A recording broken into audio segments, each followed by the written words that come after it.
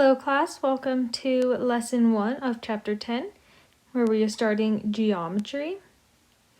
And today's lesson is area of a parallelogram. Our objective is I can find the area of a parallelogram by comparing to a rectangle. Let's go over some vocab. So we have area,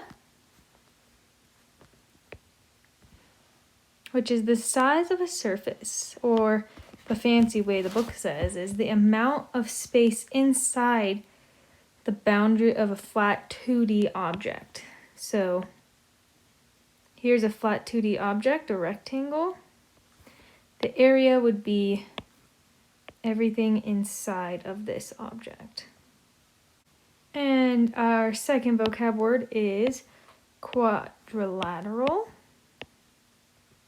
which is a four-sided shape. So an example, several examples of a four-sided shape could be a rectangle, square, parallelogram, rhombus. These all have four sides to them. These are just some examples. And our third and final vocab word is parallelogram, which is a flat shape with four straight sides where the opposing sides are parallel and equal in length. Also, opposite angles are equal. So, an example of a parallelogram, like I said, would be like this.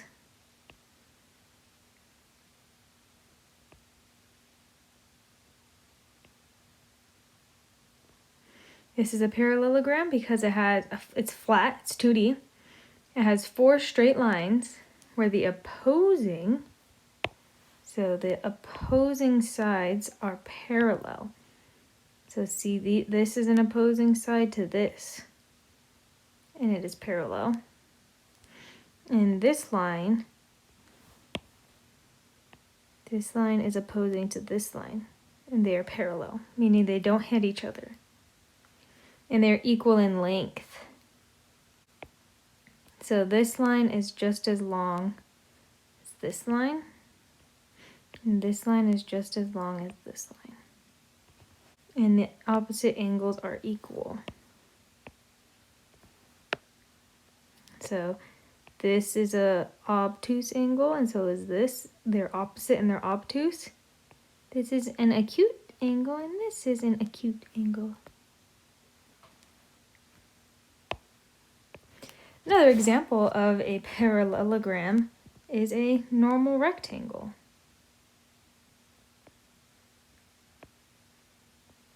Because the opposing sides, this side and this side, are equal. This side is opposing to this side, and it is equal. So the opposing sides are parallel. They have the same length. See, the opposing sides all have the same length. And the angles are all right angles, so they're all 90-degree angles. So since we're dealing with the area, we can use some prior knowledge. So let's go over some important. So if we're looking at this rectangle here, we can see that it has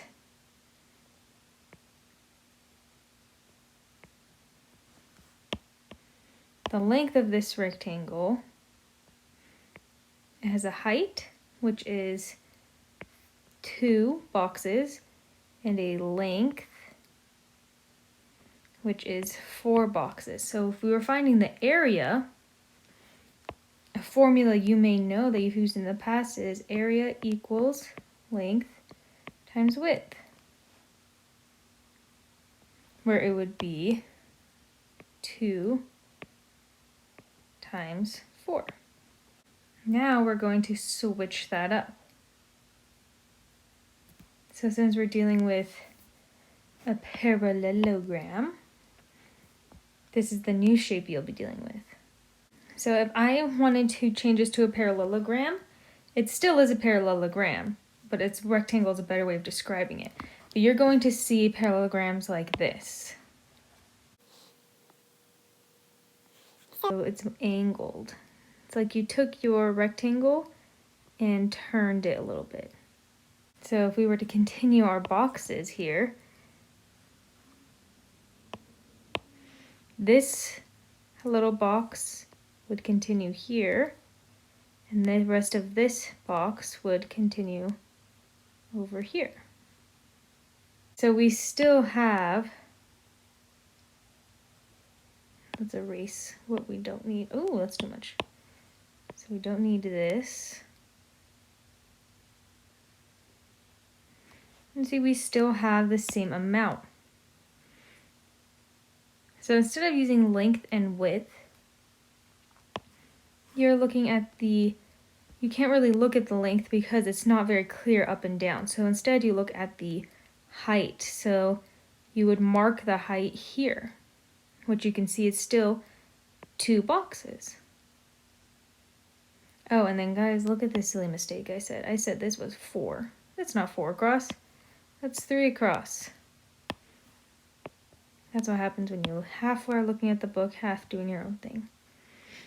And my length across here, my base, is still 3. There's still 3 boxes. Because even though this box here is not complete, it's finished over here. So it's like we took our rectangle and twisted it. So instead of using area equals length times width, now you'll be doing area equals base times height, or just BH. So our base would be 3 times our height, which is 2. So the area of this would equal 6. All right, let's do an example with real measurements, not just boxes. So we need to find the area, and I'm going to use my formula, which is A equals base times height. So my height is 1.2 meters, and my base, this line, is 8.3 meters. So I have 8.3 times 1.2.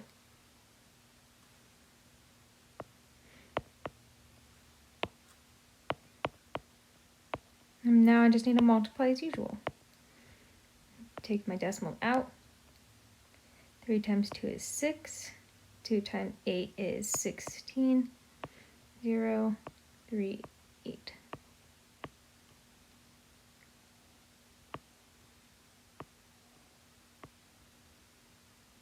So the area equals 9.96 meters.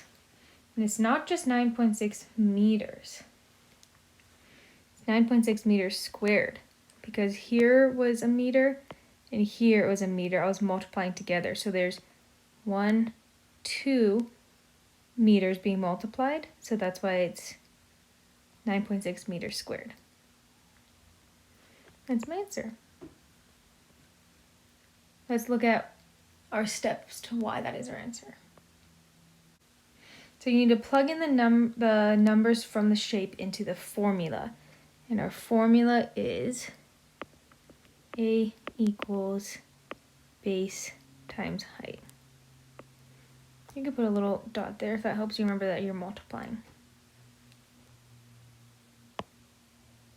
Our base is the bottom, base bottom. It could also be the top too, because remember they're parallel and they're the same length. So it's 8.3 .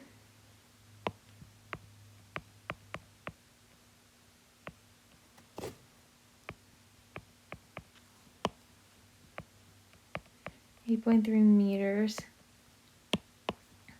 times my height, which is right here, which is 1.2 meters.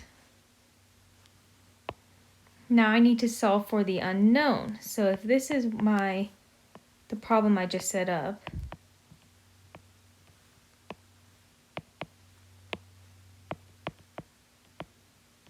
the unknown here that I'm trying to find is A, which is the area. So to find that, I'm going to multiply.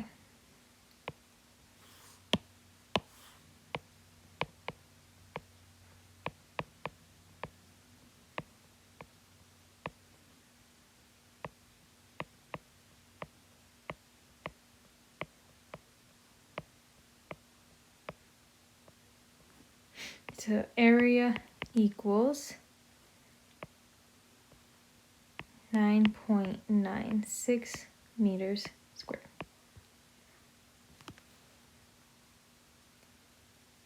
All right, let's do some examples.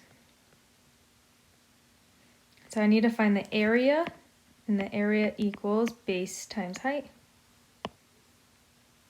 My base is 15 feet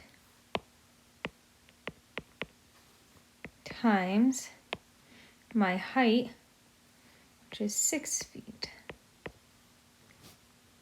So I'm finding the unknown, which is A. So I'm finding the area. So let's do the math over here.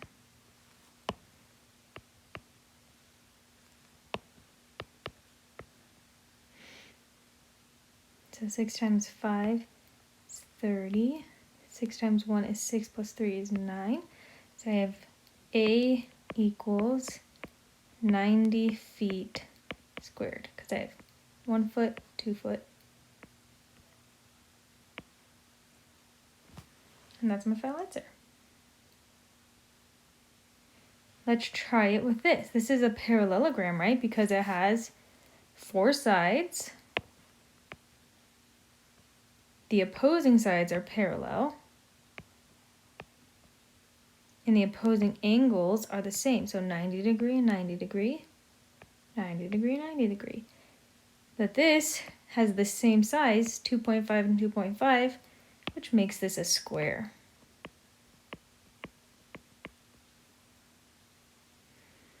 And it's the same formula, A equals base times height.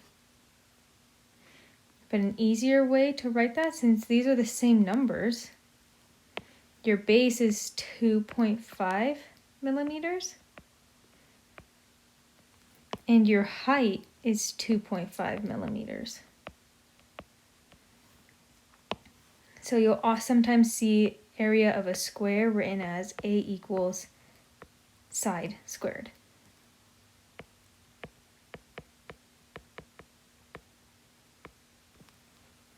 Because you're just multiplying the same number. So look, if we were to plug this into the parallelogram, it would be A equals 2.5 times 2.5. And when you multiply that,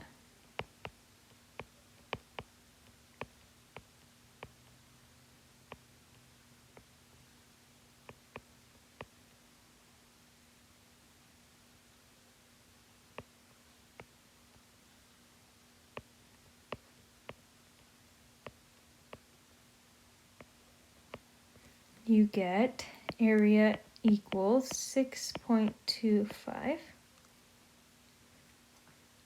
millimeters squared.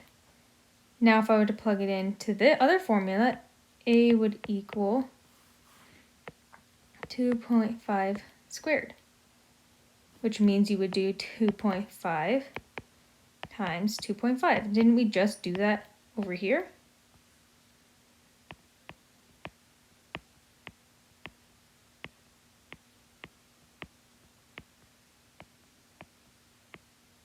Yeah, so you would get the same answer. So it doesn't matter which formula you use when you're finding the area of a square, whether it be A equals base times height or A equals side squared. No, because at the end of the day you get the same answer, but you may see them asking you to plug in with this formula, which can be confusing if you don't understand. S stands for side. And since they have the same length for every side, you'd plug in the number once. Or you can do it this way. They mean the same thing. All right, example 3. So this one, they give you the area. So we have to plug in the numbers. Let's go back at our steps. Plug in numbers from shape into formula. So our formula is area equals base times height.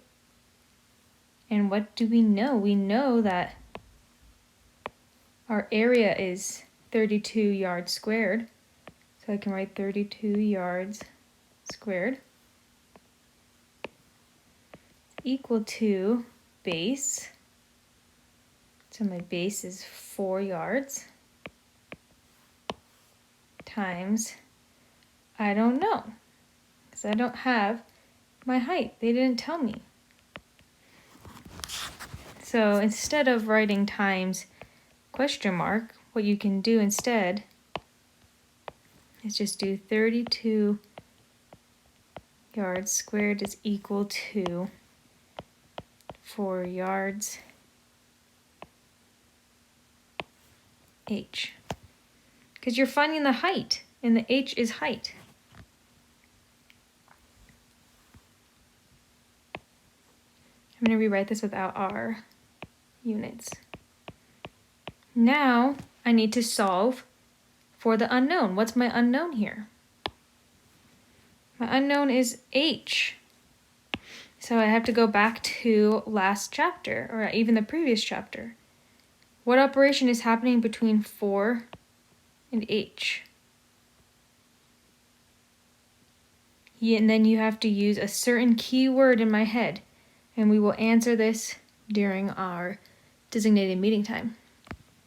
There's a keyword in my head to solve this. Solve for h. How do I isolate h so it's on its own little island? There's a trick to it that you learned last chapter, and we will go over that at our designated meeting time. If you have any questions, feel free to ask on the Google Classroom. Other than that, your homework will be posted at 8:30, and I will see you at your designated meeting time. Bye, guys.